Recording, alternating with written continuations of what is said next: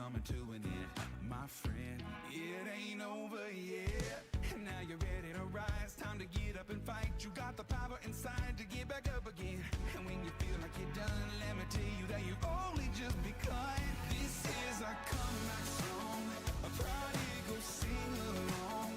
No more believing we're defeated, we keep marching on. If they say you're too far gone, well this is where you belong. So let's sing it loud, let's sing it strong, until our voices go. Cause oh, the one who's showing us the way, in the tomb his body laid.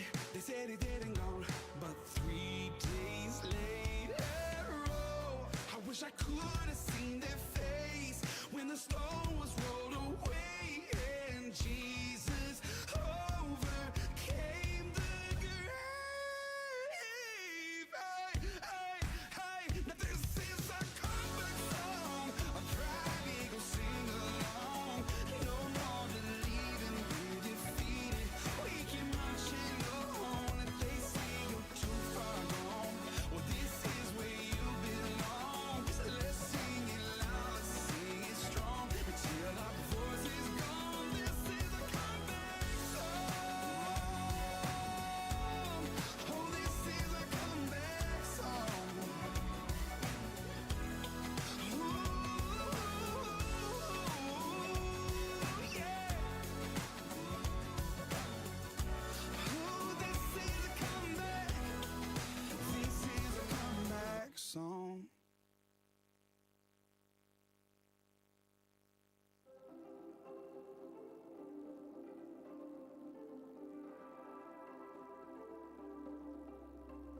All around us there are troubles, and there are trials round every turn. And though that cold wind won't stop blowing, there's a fire in my bones, and it keeps me going, keeps me going, keeps me going on. The joy of the Lord is my strength and my song, that sweet melody in my soul all day long. No matter what comes, I just keep going on, cause the joy of the Lord is my strength and my song. Till the trumpet sounds and the bells are ringing, till he calls me home, no I won't stop singing. For every question there's an answer, for every problem there's a prayer. But greater is he that lives within me than all the trouble here in this world. The joy of the Lord is my strength and my song, that sweet melody in my soul all day long. No matter what comes, I just keep going on, cause the joy of the Lord is my strength and my song. Till the trumpet sounds and the bells are ringing, till he calls me home, no I won't stop singing. I've got that joy down in my soul, I've got that joy, joy of the Lord. I've got that joy down in my soul. Test. Iedereen hartelijk welkom. We gaan beginnen met les 26. Ik kijk even op het bord. Van de 30 nog 4 lessen van de hele reeks van Memorial Stones. En zo na die tijd is nog wel even tijd voor koffie, thee. Zo laten we de serie gaan starten. We do what we do in many different ways. And so let's get our main verse, Joshua 4, 4 through 7. Let's get our main verse, Joshua 4, 4 through 7. The 12 men whom he had appointed from the children of Israel, the 12 men from every tribe. And Joshua said to them, cross over before the ark of the Lord your God. Joshua said to them, cross over before the ark of the Lord your God up into the midst on his shoulder. And each one of you take up a stone children of Israel, that this may be a sign among you when your children ask in time to come, this may be a sign among you when your children ask in time to come, then you shall answer them that the waters of the Jordan were cut off before the ark of the covenant, that the waters of the Jordan were cut off before the ark of the waters of the Jordan were cut off, when it crossed over the Jordan, shall be for a memorial to the children of Israel, and these stones shall be for a memorial to the children of Israel forever. Silence. Okay, over there. Okay, we're going to look today at the works in Russia. Okay, we're going to look today at the works in 1917. They had what they called the Bolshevik Revolution. They had what they called the Bolshevik Revolution. They took place in Russia, rebelling against the Tsar. Rebelling against the Bolshevik Revolution, and in the Bolshevik Revolution, the communists took over. We have speak about this. Photos this is here. Lenin. That speak about leader, this one is Lenin, Bolshevik. He was Bolshevik leader, one revolution, of Bolshevik, and this is Bolshevik 1917. Revolution, and this is when they took over. Next photo.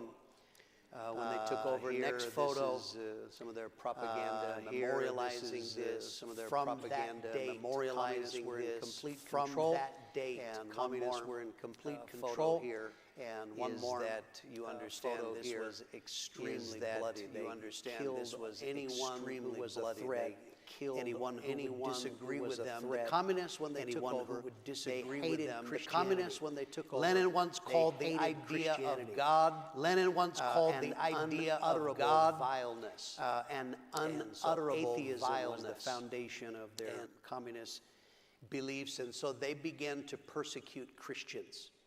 They murdered millions of Christians over the succeeding decades. And the communists enacted laws that forbade Christians to hold services. It was illegal to provide any form of religious instruction to their children. It was absolutely illegal to share the gospel. And when the communists took over, as you know, later on, American politician dubbed this the Iron Curtain. And so it literally, communism kept outsiders away. Wherever communism took over, they kept outsiders out. And of course, that started in Russia and continued in other communist nations. But many Christians, even in spite of persecution, there were Christians in Russia that they continued in their faith anyway. They were not going to stop worshiping God, and those Christians wound up paying a price for that. So this is just background. That was 1917. Now we're going to learn a lesson here, and that lesson is that God prepares people to work His will even later in life. God was not surprised that the communists took over, and God works for the future to work His will. And what He does is He prepares people. Here in Prescott, a young high school student got saved at, I believe, at 15 years old, 15 or 16. His name was Mike Maston. Mike Maston in high school, he had to choose a language to study as one of his courses. What would you like to study? The most common, of course, would be Spanish. There was German, there was French. Mike Maston chose Russian. Now, why? When I went to school, that was not even an option. Russian wasn't even an option, but for some reason, he was interested in the idea, fascinated him, of studying Russian in Prescott, Arizona. Simply because of that, Mike Maston always had an interest in Russia. There was something there. He became a disciple, was later on sent out to pastor, and began to do a work for God. But Mike Maston, no matter where he was, he always had an interest in Russia. In 1987, he was pastoring in Australia, and he actually made some connections with some Russian pastors. I don't even know, that history's gone to me, but in some way, someone gave him the contact information for pastors in Russia, and Mike Maston began writing to them, hoping for an open door. At that time, completely communist, totally illegal, but he simply wrote these men, corresponded a little bit, hoping someday for an open door. But God did this because He works in people long in advance. He was 15, 16 when God put it in his heart. That's really what happened, why he wanted to study Russian. But that was God working his will for later on. The second lesson we learn here is that God is in control of nations. We look, you can read in the paper, oh, look at that terrible thing that happened, this revolution, that despot, this dictator rises. But the Bible says God is in control of nations. And if he's in control, one thing that God does, God opens doors. Revelations 3, verse 8. See, I have set before you an open door, and no one can shut it. Okay, this is now, you understand in Revelation, this is God giving an understanding to his believers. He says, this is who God is. God can set before you open doors. God has the ability to do that. November 9th, 1989, the Berlin Wall fell. You know, the Russians had built this wall separating and dividing Germany and from east and west. And so on November 9, this is actually a photo from that day, is that the Berlin Wall fell. It was not just simply that the wall came down, the communist system was collapsing. This was a brilliant maneuver on the part of Ronald Reagan, a little bit of political lesson when he was negotiating with Gorbachev. The one thing that Gorbachev was insistent, he wanted to get rid of what the media mocked him for, Star Wars. And what was it, SSI or SDI? I don't remember what the initials were. So he realized they're afraid of this, and so he said, absolutely not. Ronald Reagan managed to get, through his decisions, he got Russia to bankrupt themselves, trying to keep up with America. So this is not just simply a physical wall. Communism as a system began to collapse. And then the next photo here, the Iron Curtain is swept aside. East Germany throws open all of its borders. So now nations where it formerly was illegal for foreigners to go in, definitely Christians it was illegal, the doors started opening, and now in former communist nations, the gospel could be preached. Next photo. Here, this is these are some of the scenes from East Germany here, and the fall and the collapse of communism. It completely upended everything, but what happened is the door opened. So whenever doors open in the world, our job is to respond. God's job is to open the doors.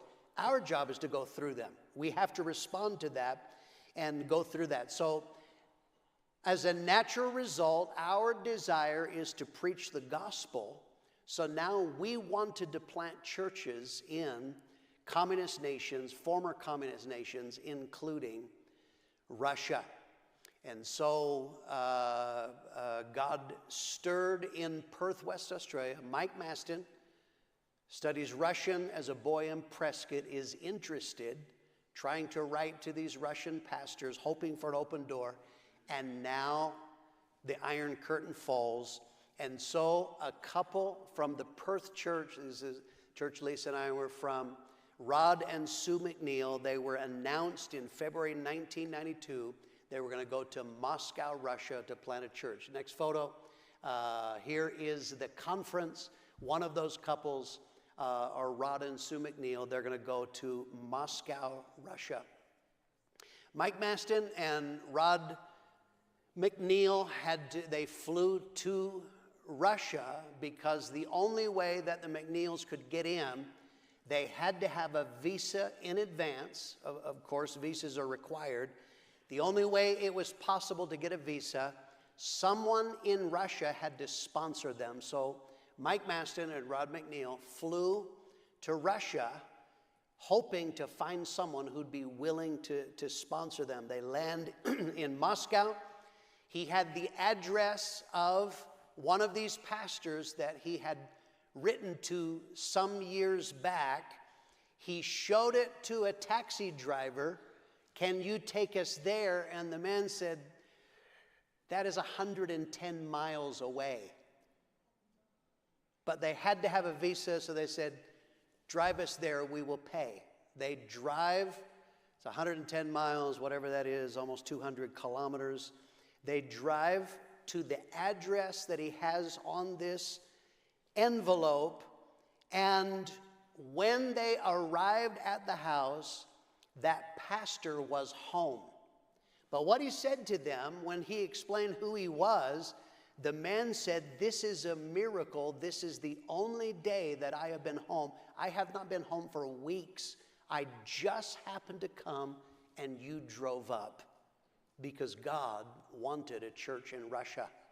They explained what their vision was. He briefly told the vision of our fellowship, explained that they were sending the McNeils here to Russia. They pored over maps and looked and explained what they wanted to do in Russia. This man was excited and agreed to sponsor the McNeils so they could get a visa. And so Rod and Sue McNeil came in 1992, began building a church in Moscow, Russia. And I want to tell you that was extremely difficult circumstances. Some of you have no idea how backwards the communist system was. Sue McNeil, every single day, there was no grocery store that you pop down and go to Fry's or whatever your local grocery store. Sue McNeil had to stand in line for hours a day just to get bread, just to get basic necessities, freezing cold below zero. It was very difficult. My hats are off. They're no longer a part of our fellowship, but my hats are off to them, trying to build a work in Moscow, Russia, under difficult circumstances. I only have, no, that's somehow missed, go back. There we go. This photo is the only photo I actually have. This is an impact team that the Perth Church sent to Moscow, Russia, and they went to help Rod and Sue McNeil as they began to build. So we had one worker in Russia. God stirred a pastor in Canada named Glenn Rupchin. God stirred him, put it in his heart to go to Russia. He was excited. He approached his pastor, Dave Marks, and says that I want to go to Russia. I want you to send us to Russia. And he asked an obvious question. He says, have you asked your wife about that?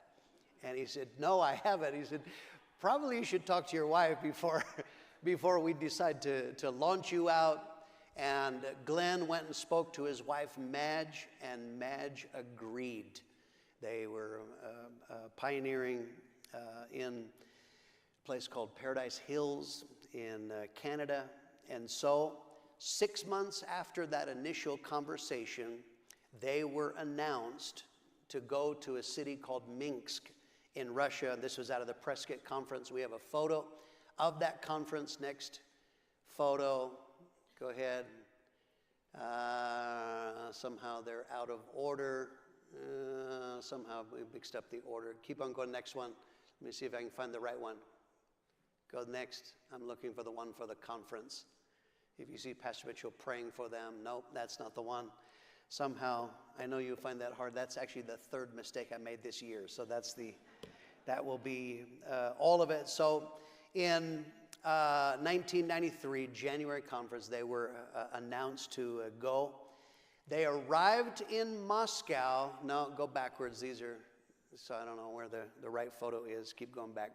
Okay, so they were announced to go. They land in Moscow. They are supposed to go to Minsk, which, again, they know nothing about. I have no idea why they chose Minsk, but that was where they were supposed to go. When they landed, they met Rod and Sue McNeil, and for some reason, Rod McNeil said, you should go look at a city called Vologda. He said there is a university there, could be good for young people, and it was a mere 9 hours away. Russia is just a massive nation. I want to tell you, as a pastor, I know something about missionaries. When they get there, they're desperately lonely. The McNeils, it's a hard slog. Often what happens is we announce somebody to go somewhere else, but then when they get there, the missionaries are, you need to come here. We need friends. We need relationship. It would have been the most normal thing in the world for the McNeils to say, you should be here, but for some reason, God moved on Rod McNeil, and he said, you should go look at Vologda. And just on his word, the Ruptions traveled to go look at Vologda, and when they went there, they said, this is where we are going to pioneer. They found an apartment. They began holding services in their apartment. And in this, the daughters, Sherry Lynn and Natalie, they learned Russian very quickly.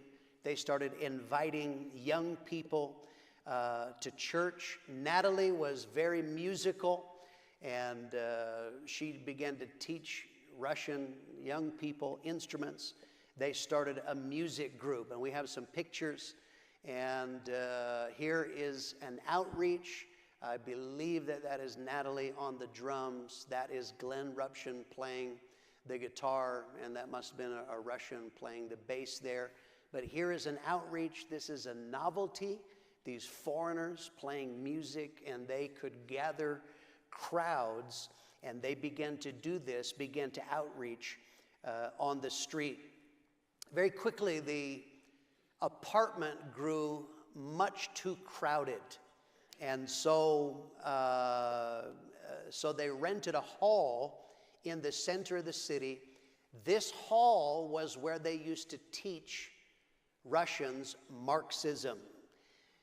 When they would come to set up for church, it had a 10-foot high picture of Lenin on the stage. And so Glenn Ruption used to get a curtain and cover up Lenin so that they could worship God. Glenn was bold.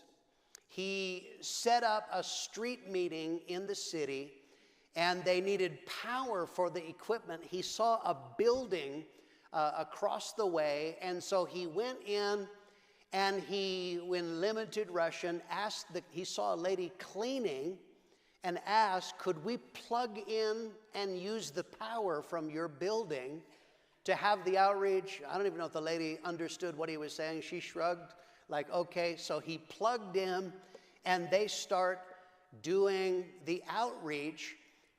What he does not know is he plugged into the KGB headquarters. And soon 5 KGB agents, these are the secret police, they show up. What are you doing?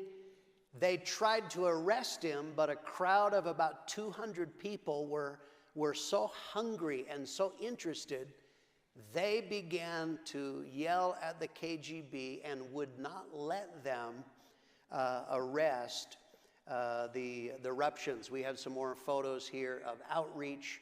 Here is Glenn singing on the street. Here is Glenn preaching, and through the help of an interpreter. But Glenn Ruption was bold and began to do this.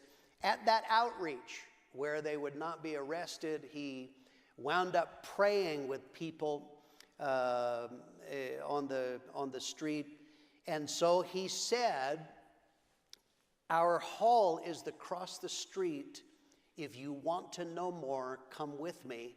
As they made their way into their hall, about 25 people went over, and he was then able to begin to deal with them more in depth.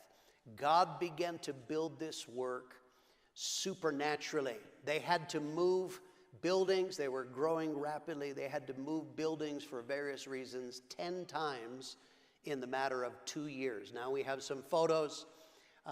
Next photo here. Here is early photos of the church as they're laboring there. God is saving Russians just just recently, these people were communists, but now God is doing this. This is a report in the trumpet. That's Rod and Sue McNeil in the bottom left-hand corner. The Ruptions you see there, that's the family. The second photo from the bottom on the right. And here is my parents.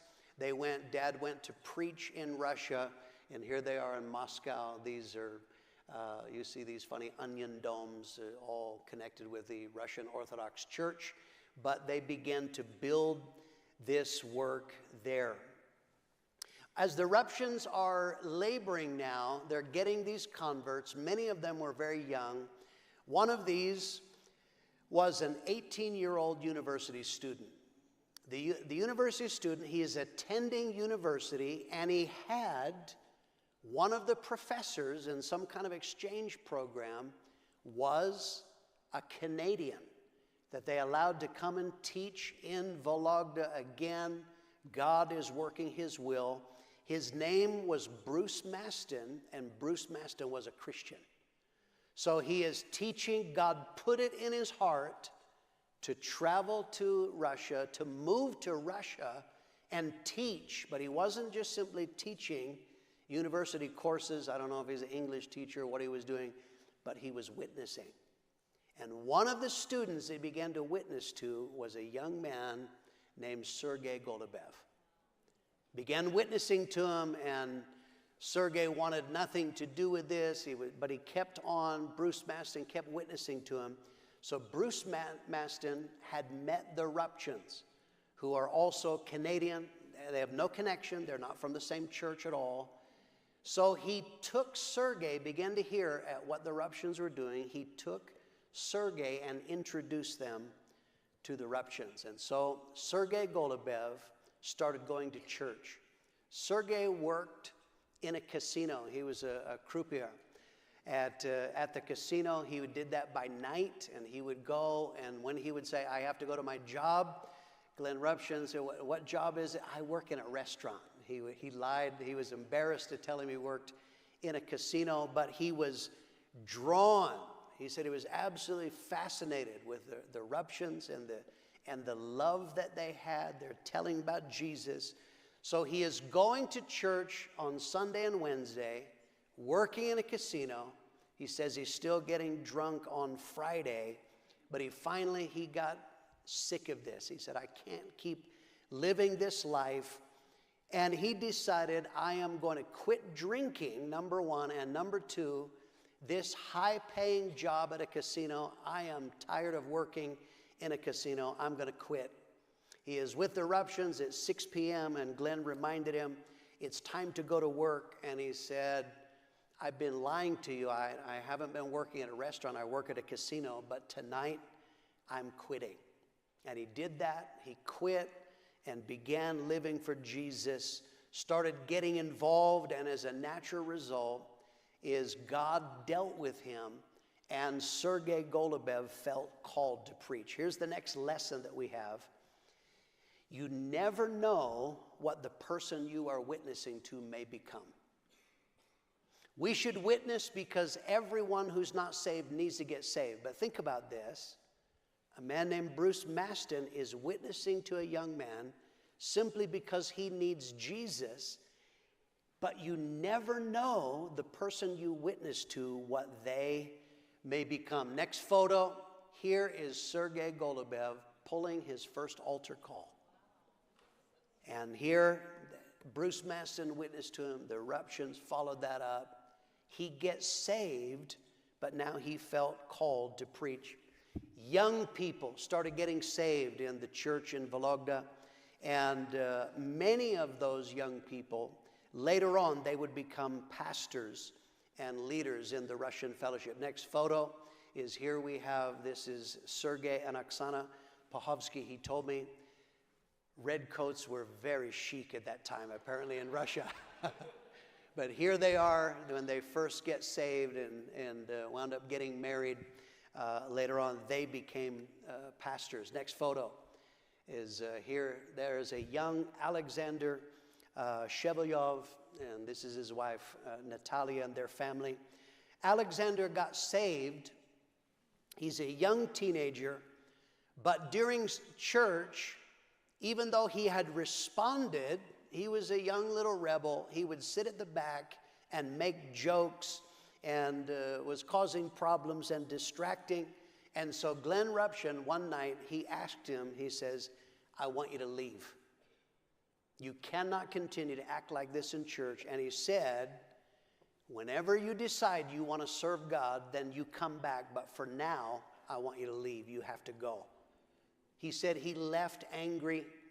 Glenn Ruption had to speak through an interpreter to tell him this. He was very angry that he was asked to go. But he had genuinely gotten saved. He just was a young punk kid, full of rebellion. He storms away, but as he is walking away, he then thought to himself, am I going to destroy my salvation and destroy my life because of pride? And he said, no, I'm not going to do that. Went back to Glenn Ruption, and he apologized. And because of that, Glenn allowed him to continue attending church. Sergei says there was just a tremendous atmosphere of revival in the church. He said during that time, so many young people are getting saved, but he said when people would get saved, the boys wanted to become pastors, the girls wanted to become pastors' wives. We have a quote here. Sergei Golubev said, if someone said he didn't know he was called to preach, we thought something was seriously wrong, because what else was there to do in life other than preach the gospel? Have a next photo, and the next photo here is the early days. On the left there, that is Glenn and Madge Ruption, who are pioneering the church. And there is Evgeny, they call him Genya. Genya wound up marrying their daughter Sherry Lynn. The Yusanovs, there is a young Sergei Golubev and Anya, and then another couple on the right. This is very, very early days, but God was doing something powerful. And what Glenn Ruption began to do is he started planting churches. From the beginning, he had put into them, remember the vision of our fellowship is get people saved. First of all, they got to be converted. Make them disciples. Teach them, train them, impart a vision for preaching the gospel, train them in-house, but then our vision is plant churches. And so the very first couple that they planted was Sergei and Anya Golubev, and they planted them into a city called Sokol. Here we have some photo. There is a young Sergei, that is Anya peeking over his shoulder. Here's some of their first converts. This was the very first indigenous church. A Russian went to preach the gospel, and it worked exactly like it worked. Sergei at that time was 20 years old. Anya was 17 when they went to pioneer this church. The next photo, here is an impact team that they sent from Vologda to go and help them there in Sokol. Second couple that were sent out was Genya and Sherry Lynn Yusanov, and they went to a city called Rybinsk. Next photo is white. It was snowy there. That's why. Oh, there we go. No, keep going. That's the wrong way. Keep going the other way. There we go. This is in Rybinsk. That is Genya Yusanov. Remember, he's married to the Ruption's daughter. That is him there on the stage. That's actually Sherry Lynn is playing the piano there. On the top left, that's an early picture of their church. On the right, if I remember right, he said that is either an impact team or these are people that they were sending to go to some kind of meeting in Vologda. The third couple that were sent out was Sergei and Oksana Pohovsky, and they were sent to a city called Kostroma. Kostroma was actually planted. Tucson planted a church. Steve and Shirley Anderson, they went to this city called Kostroma. They had been pioneering, building this work for some time, and again, for an American to move to Russia, God bless the Andersons that they responded to the will of God, and Pastor Warner responded and sent them there. And so the third couple planted out. the Pahovskis, they took over this church from Steve and Shirley Anderson when they left. Next photo here. That's them. Okay, so this is now, again, this is the Pahovskis, and here are some of their early converts, and they're laboring, building a work in Kostroma. As the church began to be built in Russia, many pastors and many evangelists went. We send workers. This is part of our vision, is we send other workers, or pastors go themselves to preach and impart a spirit. We have Dave Marks. Dave Marks was the one who planted the eruptions. Next photo. And here is Dave Marks. Through the years in many different places, he is preaching and helped guide the church in Russia from the beginning, was extremely instrumental. Next photo, we have, here is Steve Bowman on the right, preaching in Vologda, that he went to labor there. Pastor Nigel Brown went to preach. Pastor Nigel Brown there is breaking the law. Illegal for a foreigner to go and preach on the street, but he's doing it anyway. And so we did this. Next photos. The next photo here is they decided to do a men's rally. And so Pastor Mitchell and Harold Warner went, gathering of men, and they met in Moscow, and they began to labor. That is the very first men's rally that they did. Next photo is Pastor Mitchell praying for the sick, and this is in one of these. I think that's actually in the first men's rally, and then in later years, I would join Pastor Mitchell. Next photos, we have several of them. Next one. Here is now in the men's rally. I went with Dad, started going every year, and just the work, the growth that God did is just incredible. And so we began to do that, imparting a spirit. Now, I want you to understand that works. So the door swung open. We were able to send workers.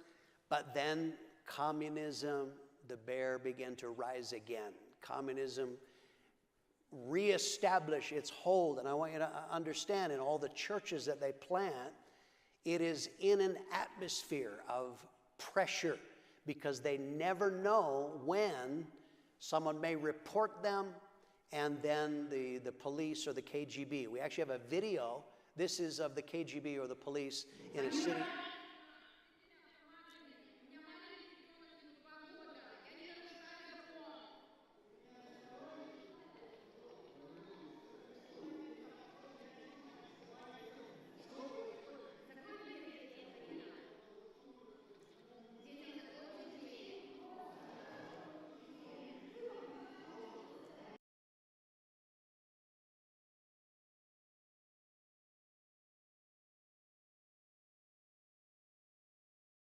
This is actually what they face. What they're doing is illegal now. Communism reestablished the hold. It is illegal, and that is not uncommon, that at any moment someone reports them, the police, the secret police can burst in at any time, and they can be questioned, they can be arrested, and that has happened. So they're laboring to build a work in Russia. Let's talk secondly about Russian international church planting. Remember, our vision is converts, get people saved, make disciples, train them, plant churches, which is what they began to do in Russia. But the fourth part of our vision is plant churches in other nations. That is what we call missions, or international church planting. And so Russia carried on that vision. That is all throughout our fellowship.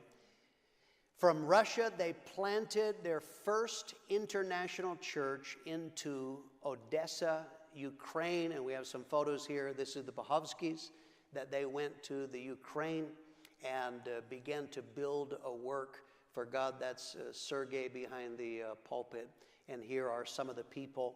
And that was a milestone. That was the first Russian pastor ever planted outside of Russia. The second church that they planted was in Ulaanbaatar, Mongolia. And we have a photo here.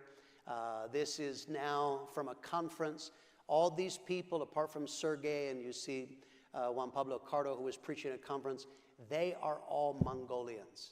Think about that. Some of you couldn't find Mongolia on a map, but Russians went there and began to plant churches. The first couple, Alexander and Lyuba Ofitsarov, went to Mongolia and established, and God's doing a powerful work in Mongolia. Russia planted a church in Vietnam. You know, for many years, Americans, because of the war, were absolutely not welcome. No way we could plant a church, but they liked Russians because Russians helped in the war. The very first church, one of the first churches that we were able to plant in Vietnam is in Vietnam, and that man went to, then later on took the church in Cambodia from the Myolas. In 2010, Sergei and Oksana Pahovsky went to Havana, Cuba. And again, a former communist nation, that is Havana in the background. Here they are, one of the early converts, the third couple ever sent out, first couple international, and now they went to Cuba. Went to Cuba, the same problem that Americans faced in Russia. He has to have a visa. You need someone to sponsor you. So they arrived in country trying to find and could not get a visa. So he went on a fast. He fasted for 2 weeks. The end of a 2-week fast, he met a Russian lady who had married a Cuban. She had been there for 24 years. She had a company, and she agreed to hire him as a technical advisor. He said, I knew nothing about what it was, my job description, but simply God moved on this woman and gave him a visa that was able to be renewed every year. Now, communism was very strong in Cuba. They were not able to street preach, began to witness. One person who got witnessed to would invite their friends and often would then invite them to their house where he could, the Pahovskys could then witness to their friends and family. And they started a Bible study. We have the photo. This is the very first Bible study that they started in Cuba. Think about this. We plant in Canada. Canada plants in Russia. Russia plants in Cuba. This is the very first one. He said many of these people that came, originally many of these were employees of that Russian lady. She was making them come to church. Some of them did not actually even survive in salvation. He said he would get a group of people, they would dwindle away. He had to move to another house, and he said he started Bible study in 5 different houses. He is desperate, so again, he starts fasting for a breakthrough, and he needed a locksmith. And for a problem he had, a locksmith came, he met this man, witnessed to him, and invited him to a movie that they're showing. They had dubbed the movie Fireproof, which you know is about a troubled marriage, unbeknownst that young man that he met, their marriage was in trouble, and this couple came and attended. Their names were Alejandro and Yemi Fernandez Perez. They came and they got saved at this movie Fireproof, and they asked Sergei, start a Bible study in our house. And we have a photo. This is the 6th Bible study on the right. That is Alejandro and Yemi. That is their house. And here, the 6th Bible study that he starts. Now he started getting real converts. And they started sticking. The church began to grow because of communism. There were no buildings that you could rent. All buildings were owned by the government. You can't go to the government, hi, what I'm doing is illegal. Can I rent a church? You know, I'm going to start a church. That's just not possible.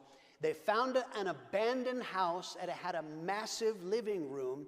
It was owned by 2 brothers that were alcoholics, but somehow God moved on their heart and let them move into this abandoned house that they renovated, and they started having church in there, rent-free. It could seat 70 to 80 people. We have some photos of the church in Cuba. Here is the work that God began to build. Next one, I think we have more photos. These are all different shots of the church that they began to build. I think there's one more. All of these. This is now in Cuba, completely illegal. One person would get saved, their marriage would get help, they would testify to friends, people started getting healed, and they were able to do that. Sergei was out driving, and a man ran in front of his car, and Sergei hit him, and the man was killed. He was arrested. It was not his fault. Clearly, the man ran in front of him. He had a lawyer, and the lawyer said, this is so plain, there's no problem, you're going to get off. But the problem was the word had spread to the Cuban version of the KGB, the secret police, and so instead of getting off, he wound up getting sentenced to prison. And Sergei Pahovsky wound up going to prison for 1 year. He was supposed to, according to the judge's order, he was supposed to be sent to a labor camp that would be like a minimum security prison. Instead, they sent him to a maximum security prison for the worst offenders, murderers, drug dealers, all kinds of different people. We have a photo. His wife, Oksana, that's the prison that he was locked up in. His wife was allowed to visit him once every 21 days. And that is an actual photo of one of the times when she was able to visit. Sergei began to do gardening and started just working. He's got time on his hands, started working in the prison on the landscaping. A high-ranking general came, asked, who is doing that gardening? And they said, it's this Russian. He was impressed by that, sent a letter to the commandant of the warden, prison warden essentially, and said every 30 days, release that man for 3 days. That had never happened in that maximum security prison. He said it was so unprecedented. The first time that he walked out of the gates, all of the convicts started cheering. This was an absolute miracle. For 3 days, he could be in his house, and now all of his converts could come, and they would have church for 3 days, and then he had to go back to prison. When he was released, he turned the church over officially to Alejandro and Yemi Fernandez Perez. We have a photo. This is him. He has just gotten out of prison. This is the service that he's turning the church over to this couple on the right. This Cuban couple who had gotten saved, had been discipled, and now they are going to be pastoring. The work of God continues in Cuba. We have some photos. Next photo here is the church in Cuba. Numbers of these converts. I think there's one more page of photos. Here is Sergei Golubev preaching in Cuba. There's Dave Marks preaching in Cuba. And our brother from Spain, Alberto, preaching in Cuba. But not only that, they started going to the conference in Russia, but of course this is very difficult in order to be able to plant churches, and so they discussed it with me, and we said, yes, let them plant churches directly. They don't have a full conference, but we let them plant churches. Here is the very first church that they planted out. We have a video.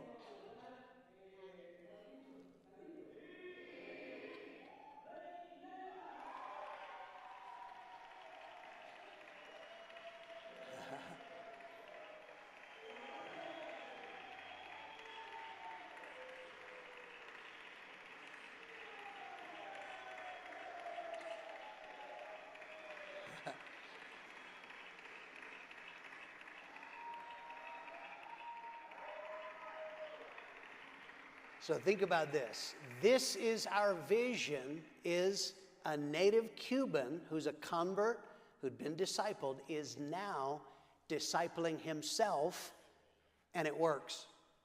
Amen. It's not just a Prescott thing. This is what God does, and the work in Cuba continues. The work of God in Russia continues to move on. They are, for the past year to 18 months, you know, there's been the war going on in Ukraine. They've been locked out. We haven't been able to have many pastors go in. But what God is doing is that many of their churches are having waves of young people to where they're having like 100 visitors a night of young people getting saved. We have a concert in Vlog. Do you have a video? Here's the altar call. 85 young people came that night.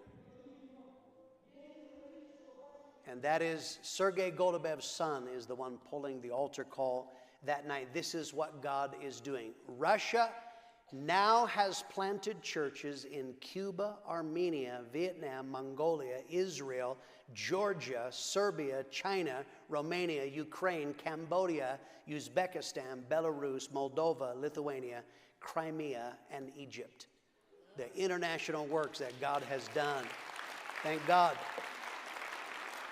Now, of those nations, not all of those works have survived. In some of the places that I just named, it's very, very tough going. The pastor that went to Belarus, you understand Belarus is the tightest connection to Russia. He's been very helpful to Russia in the war in Ukraine. The pastor was raided by the police. They beat him and arrested him, held him for a few weeks, and then they deported. Here's a photo of this pastor as they are able to make it out. This is when they land back in Russia. And so this is where they are sending churches. Many times is very difficult, but they have this vision that we want to preach. Last conference, they just had their conference in August, September, I can't remember which month, just recently, is they planted a new work into Port Said, Egypt, our very first work in Egypt. We have a photo. Here is this couple, a Russian couple, are going to Egypt from a communist nation to a Muslim nation, preaching the gospel. I want to tell you, our vision works, and it works all over the world. There are currently 47 churches that we have in the nation of Russia, and there are another 14 churches that they have planted in another 9 nations. We have photos here to quickly skip through. We have 7 slides. These are all Russian pastors or mission churches that they have planted. Here are these workers laboring with the same vision that we had in Prescott, Arizona. They are laboring and building a work for God. We need to worship God and thank God for His goodness. God, thank you. Thank you, Lord God, for letting us be a part of your work, Lord God. Thank God for His wisdom. Final lesson here is the magnifying power of investing in world evangelism. Glenn and Madge Ruption, they were announced out of the Prescott conference, but after we gave some initial money that was raised in conference, the work in Russia has been paid for entirely by the church in Chilliwack, British Columbia, Canada. Now, the reason why that's so impressive, Chilliwack is not a large church. It is not very big at all.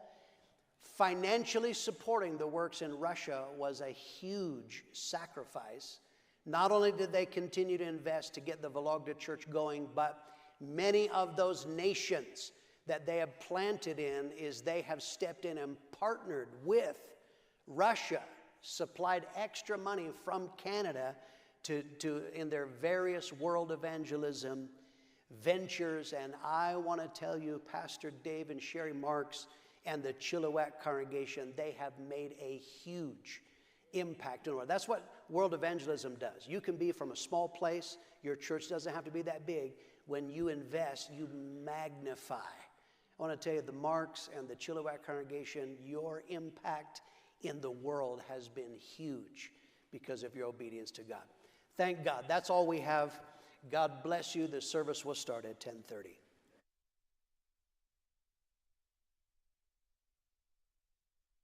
We do what we do in many different ways. And so let's get our main verse, Joshua 4:4-7. Then Joshua called the 12 men whom he had appointed from the children of Israel,